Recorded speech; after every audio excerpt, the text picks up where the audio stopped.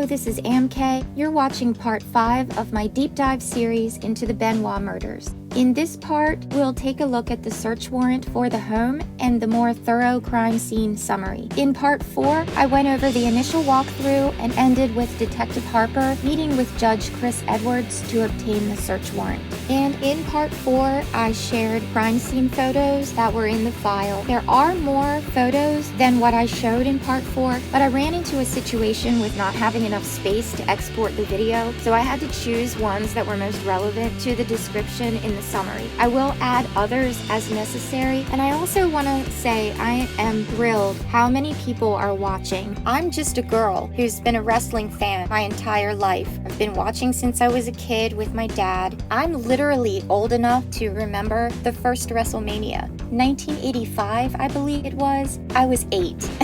I'm not doing this because I'm a Benoit fan. Benoit was never really one of my favorites. From what I'm seeing, I really believe this entire family got a raw deal. So, thank you so much. You're really encouraging me to keep going. This is a lot of work to put this together, but it's worth it. Please share this, give me a thumbs up, and please subscribe. It really helps me get more eyes on what I'm doing here. So with that out of the way, here we go with part 5.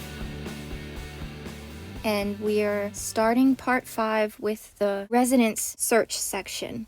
We're going to start with the search warrant for the home. The search warrant in the Superior Court of Fayette County, State of Georgia, to all peace officers of the State of Georgia. Affidavit having been made before me by Detective E. Harper, an officer charged with the duty of enforcing the criminal laws, that he has reason to believe that in Fayette County, Georgia, on the following described person, premises, or property, 130 Green Meadow Lane, Fayetteville, Fayette County, Georgia, described as a single-family residence with brown siding and off-white or almond-colored window trim and front porch accents. The residence has south-facing dual 12-pane glass red-in-color front doors and black-in-color shutters, along with dark charcoal-colored shingles. There is an attached west-facing garage on the side of the home. The entrance to the residence is a mixture of rock and black-colored metal fencing and a black-in-color electric metal gate.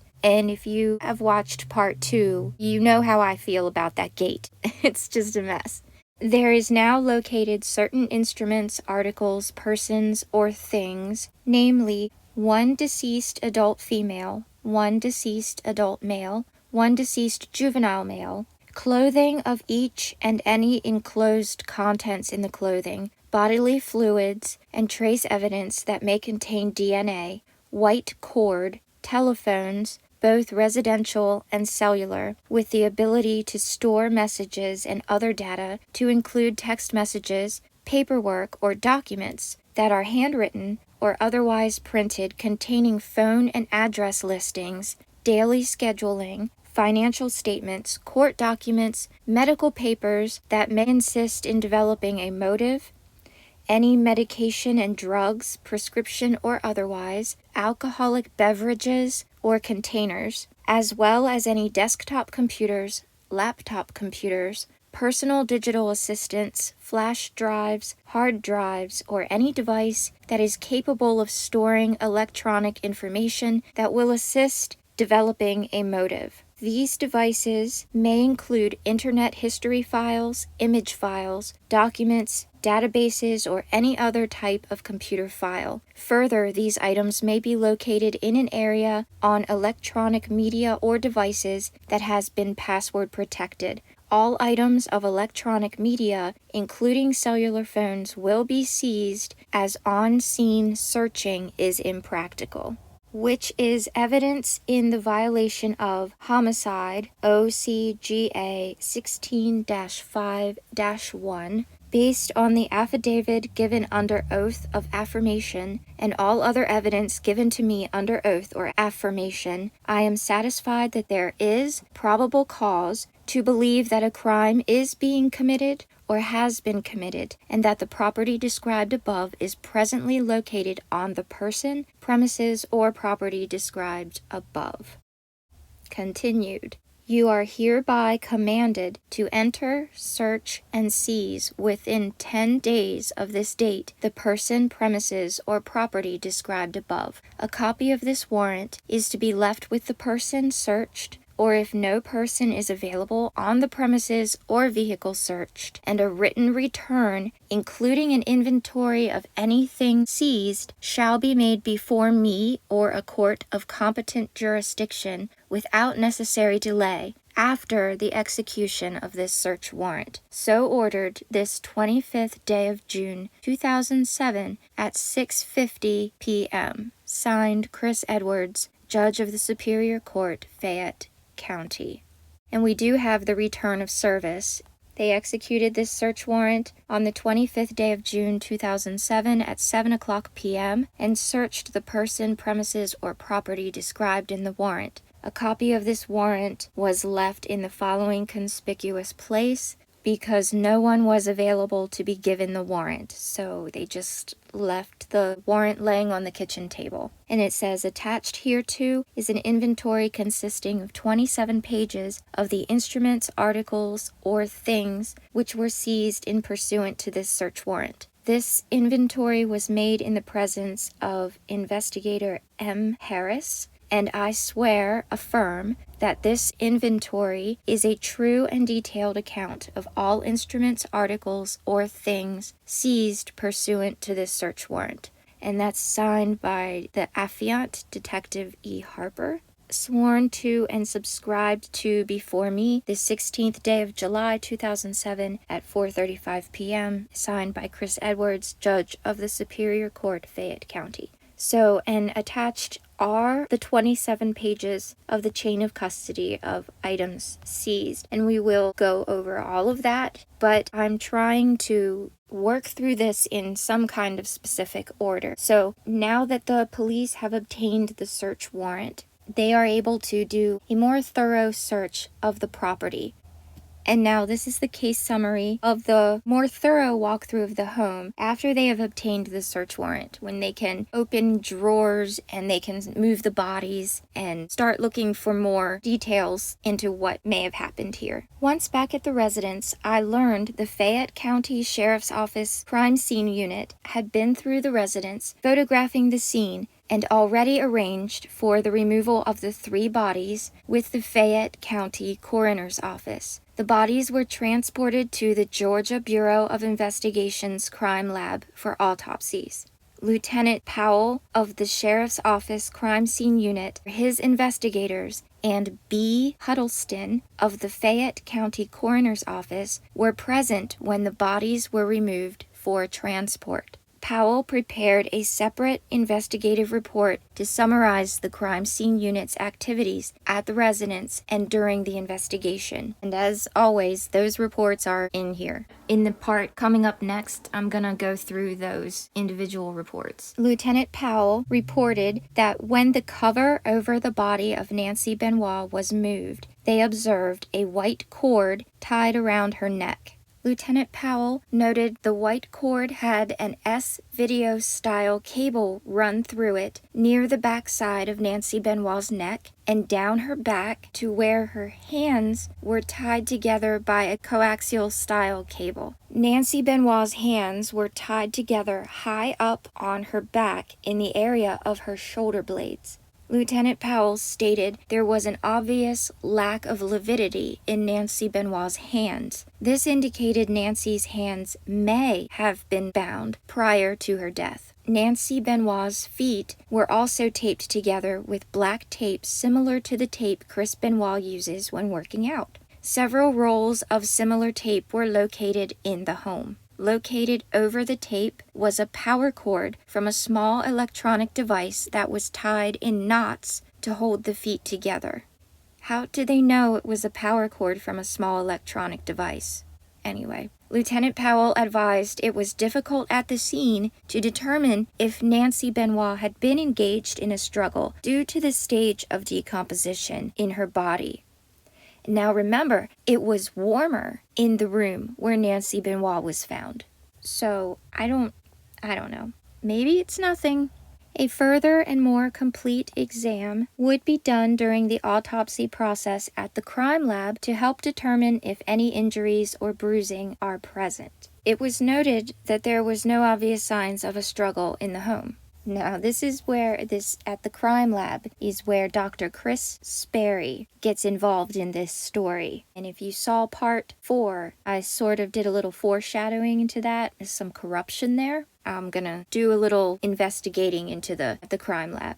In Lieutenant Powell's opinion, Nancy Benoit had been deceased for approximately 2.5 to 3 days. Using information gained from the neighbor that saw Nancy on Friday around lunchtime, it was determined that Nancy Benoit had been deceased since sometime Friday evening. Okay, but are you going to take into consideration that it was warmer in the room where Nancy Benoit's body was found than in the other levels of the home? That it was approximately 82 degrees, which would cause decomposition to occur more rapidly than in cooler conditions? Do you see where I'm going with this? Because maybe they're mistaken about the time of death. Instead of happening over a 3-day period, maybe these deaths occurred closer together, perhaps even on the same day. I don't know. I just think that this is strange. All of this, there's just something not right about this. So let's just keep going here.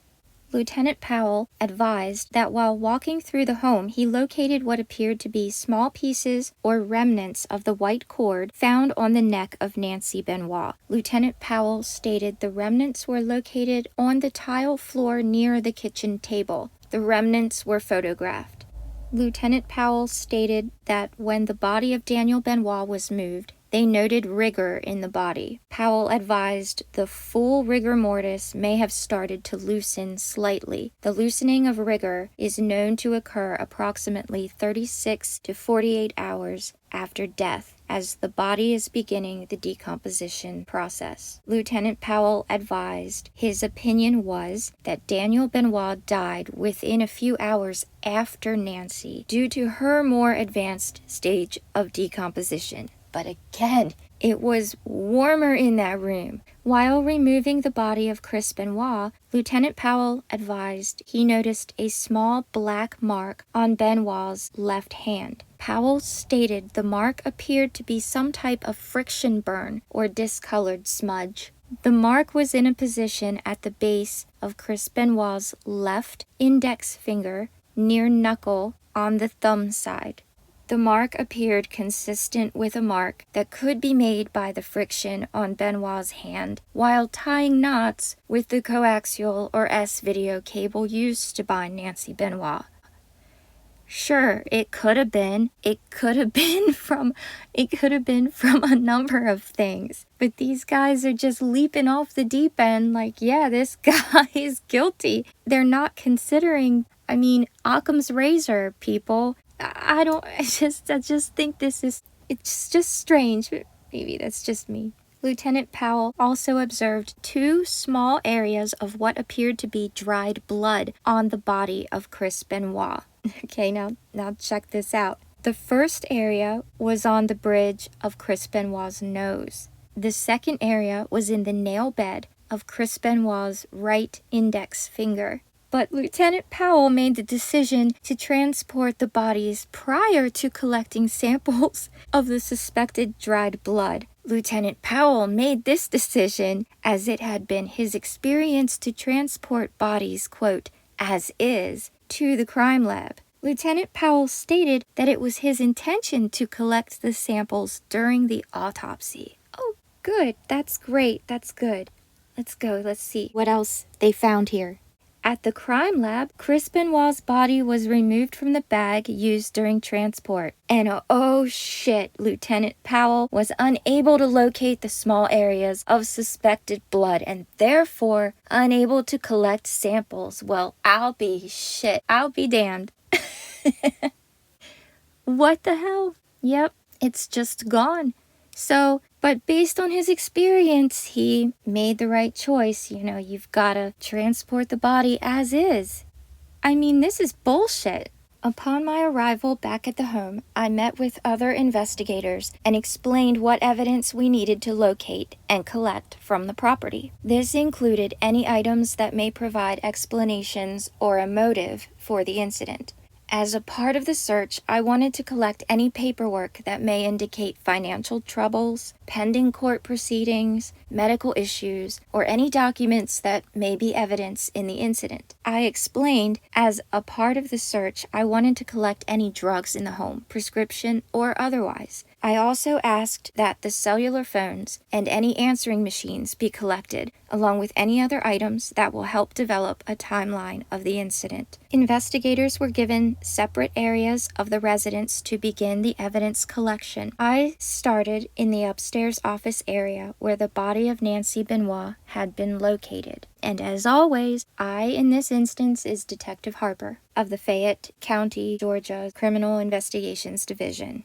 During an initial search in the upstairs office and sitting area, we located numerous documents that included past and present financial records, household accounts, insurance documents, and tax records. During this search, Detective M. Howard checked a small refrigerator located in the wet bar. Detective Howard located a blue-colored bag containing several small bottles of a substance labeled recombinant human growth hormone. The human growth hormone was a product of Genoscience Pharmaceuticals Company Limited out of China.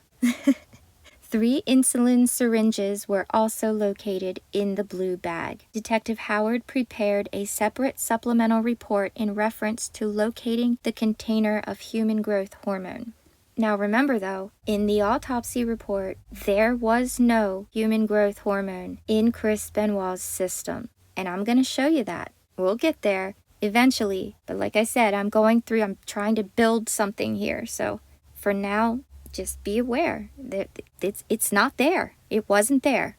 A Hewlett-Packard desktop computer was located in the office area and removed for an in-depth forensic exam. Paperwork and documents were also collected and later removed from the upstairs office area. The paperwork included current bills, account summaries, tax records, fan mail, business records, real estate documents, legal correspondence, and documents, as well as medical documents. An initial check of the documents during the collection process did not produce any indication of a motive or cause of the events which occurred in the Benoit home. During an initial search of the master bedroom, Lieutenant Powell of the crime scene unit located items in the top drawer of a tall dresser or chest of drawers just inside the master bedroom doorway. Lieutenant Powell stated he located 2 small white boxes with Jones Pharmacy prescription labels on them. The labels showed the patient name Chris Benoit with the prescribing doctor's name of Dr. Aston.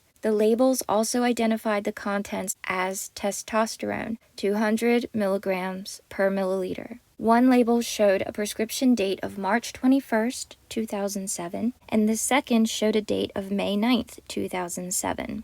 Lieutenant Powell completed a separate supplemental report concerning the testosterone he located. While conducting a more thorough search in the same stand-up dresser, Detective Hergsel located a bottle labeled Blood Energizer that contained a very small amount of a green leafy substance that was suspected to be marijuana, along with a small wooden pipe. A pack of 1.5 rolling papers was also located. Detective Hergsel prepared a separate supplemental describing the evidence he located. And every time there's mention that there's a separate supplemental report, it's in here, in these documents. During the initial search of the residence, several bottles of prescription medication were located, along with various over-the-counter supplements. These items, along with the paperwork and documents in the upstairs office, were left in place. Due to the large amount of evidence to be collected at the crime scene, it was determined to suspend the initial search for the night. Detective A. Fenimore, along with other deputies, remained at the home to secure the crime scene until investigators returned the following morning.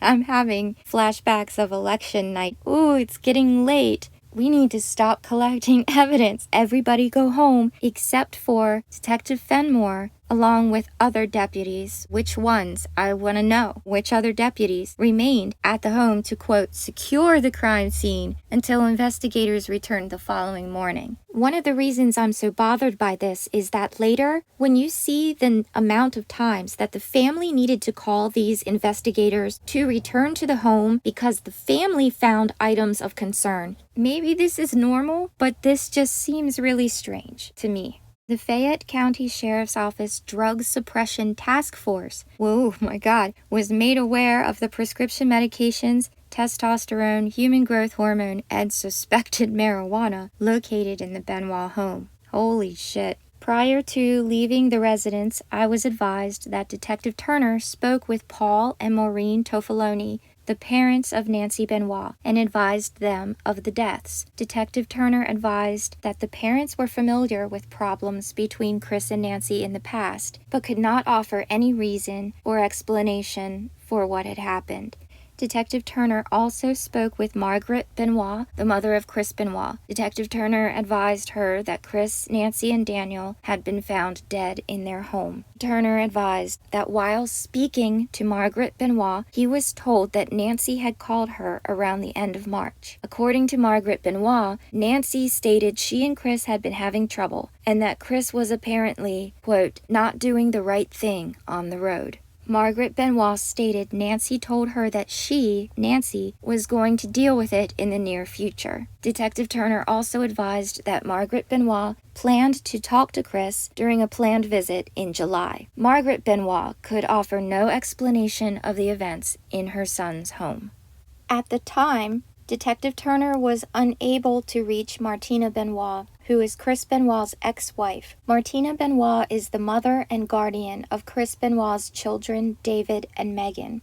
In a later conversation with Martina, Detective Turner was told that when her two children returned home from visits with their father, they would tell stories of arguments Chris and Nancy would have. Detective Turner also spoke with David, Chris Benoit's oldest son, and was advised that during a trip to Georgia in March 2007, he observed several fights between Chris and Nancy during the week he stayed with them. David advised he would take Daniel upstairs away from the fight so he would not see anything. David also told Detective Turner that on at least one occasion, a fight turned physical when he saw Nancy push and hit Chris. David also told Detective Turner that on at least one occasion, a fight turned physical when he saw Nancy push and hit Chris. David said his father walked away and did not hit Nancy back. On Tuesday, June 26, 2007, so this is the next day, as other investigators returned to the Benoit residence to continue searching and collecting items from the home, I began sending requests for phone records. I requested incoming and outgoing phone records from AT&T for the residential phone line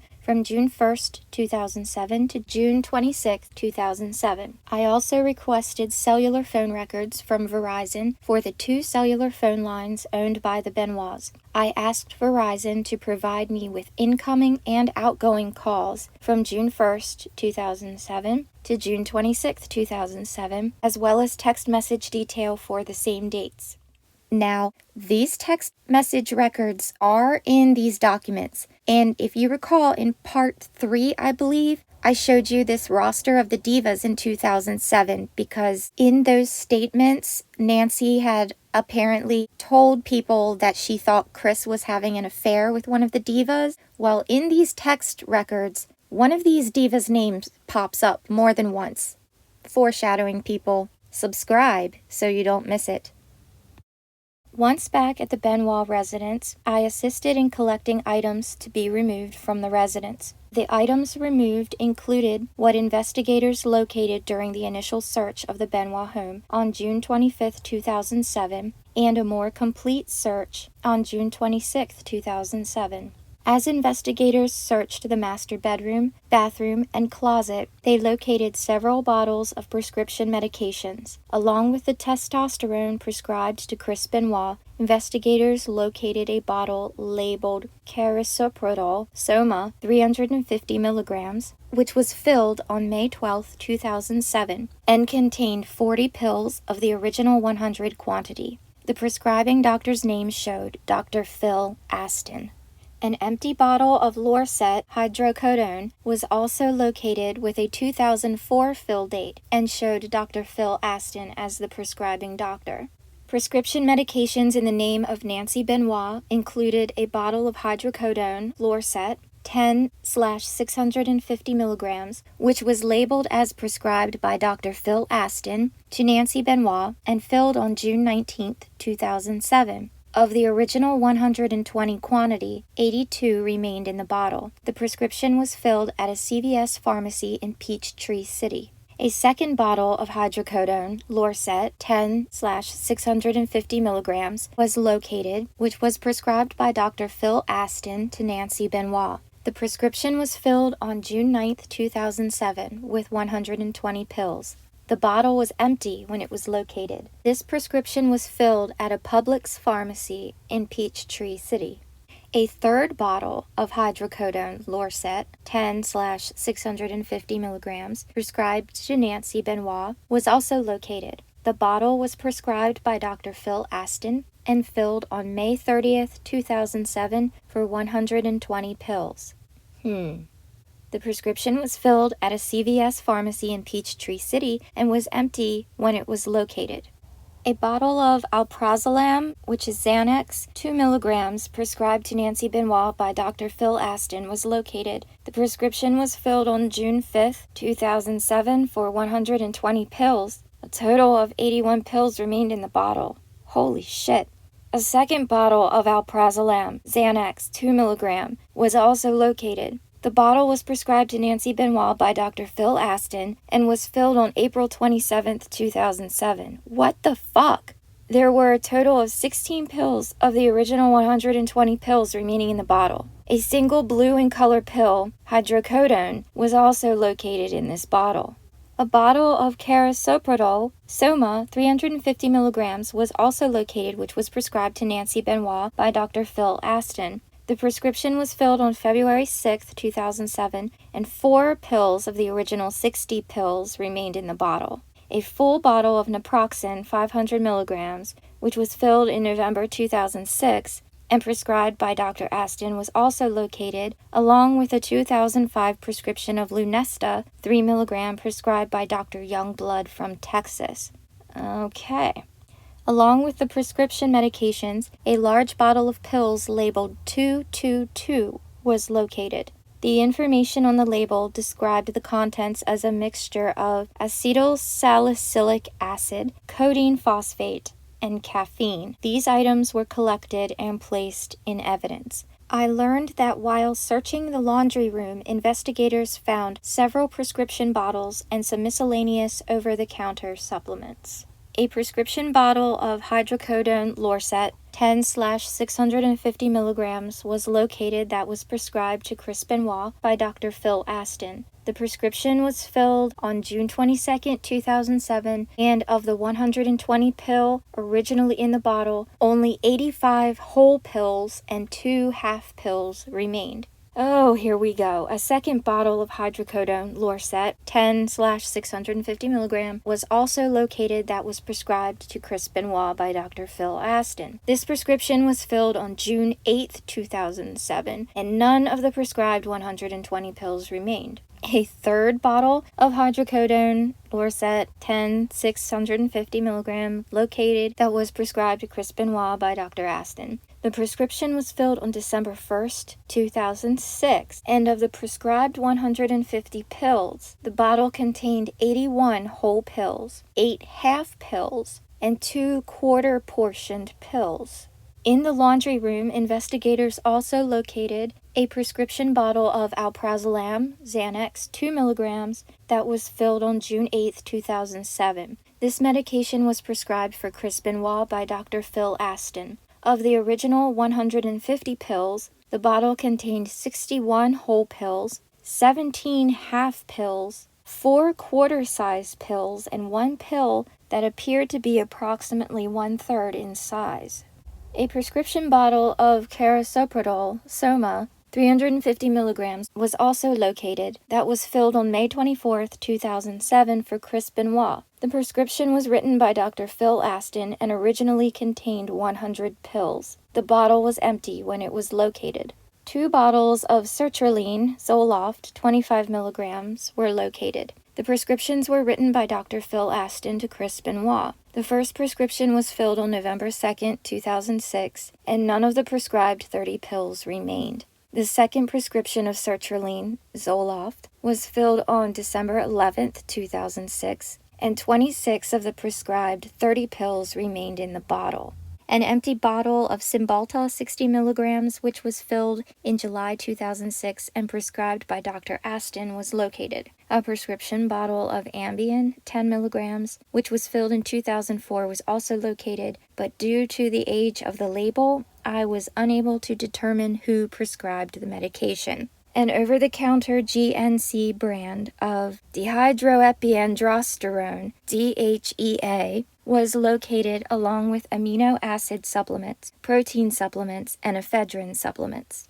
Now, real quick, before we look at the rest, I want to try to do a quick explanation of the medications. What I'm about to say comes from my education in psychology and my experience working at a residential inpatient rehab facility for drug and alcohol addiction. Lorcet is a pain medicine that's sort of like Vicodin, the difference being the proportion of the 2 ingredients contained in each formulation. So when it says Lorcet 10/650 milligram tablets, what that means is in that tablet, there's 10 milligrams of hydrocodone and 650 milligrams of acetaminophen. That is a strong medication with a high propensity for addiction and should only be prescribed short term, unless for cancer-related pain, and that is in a hospice situation. In fact, this specific formulation is so strong that the FDA requested manufacturers stop selling doses of acetaminophen higher than 325 milligrams because of extremely high number of cases of severe liver failure. And I don't know if you know this, but acetaminophen is digested by the liver and not the stomach.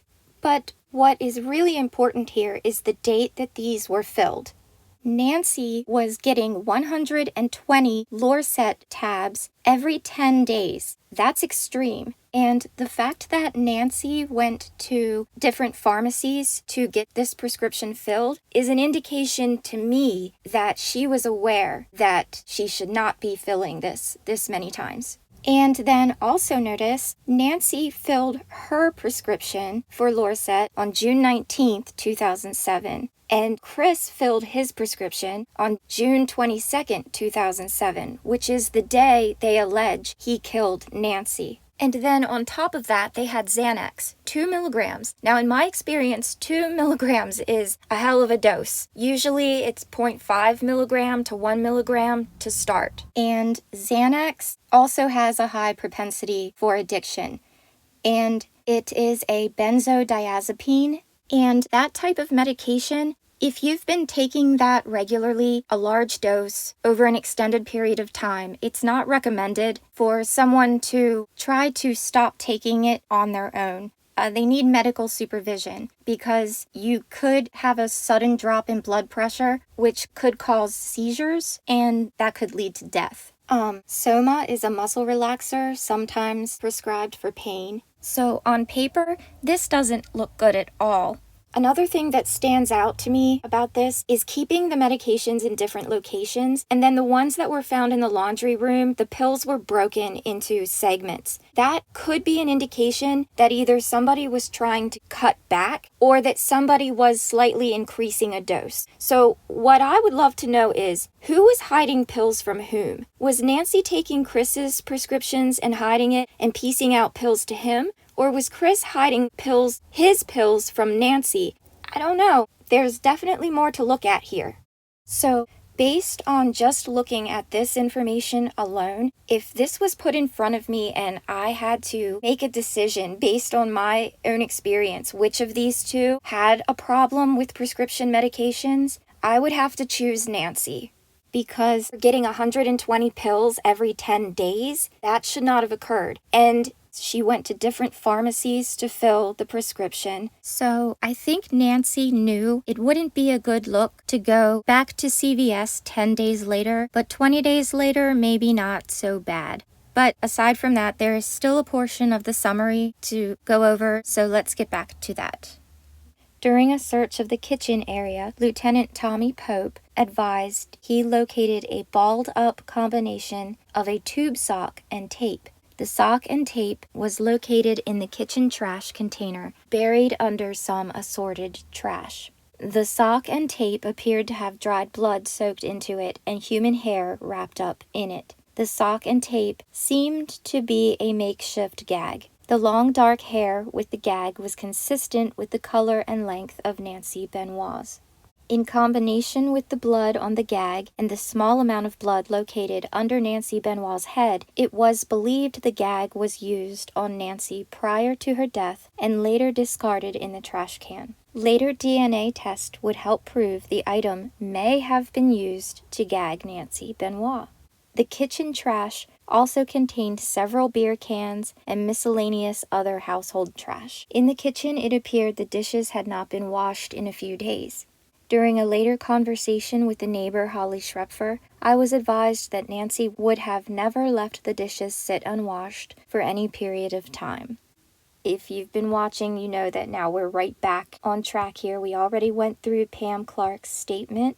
And that's going to be it for part 5. In part 6, we're going to dig into each separate investigative report. And those are the ones where each person on the scene prepared an individual summary of what their tasks were, what their individual findings were, etc. So if you've been paying attention, you've noticed I'm taking you through the layers of this case. In part 1, I showed you where the files came from, the Fayette County Sheriff's Office in Georgia, and I set up a premise for sort of where I'm going with this series.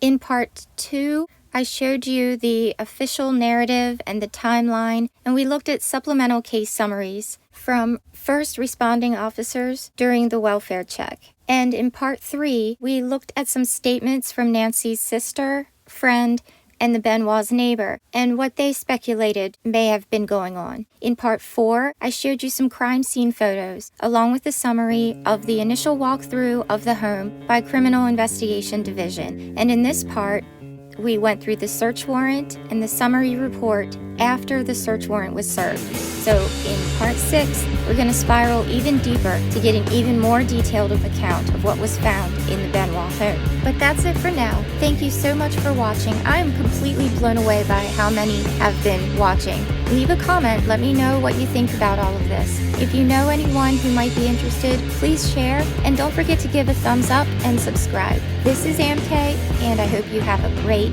day.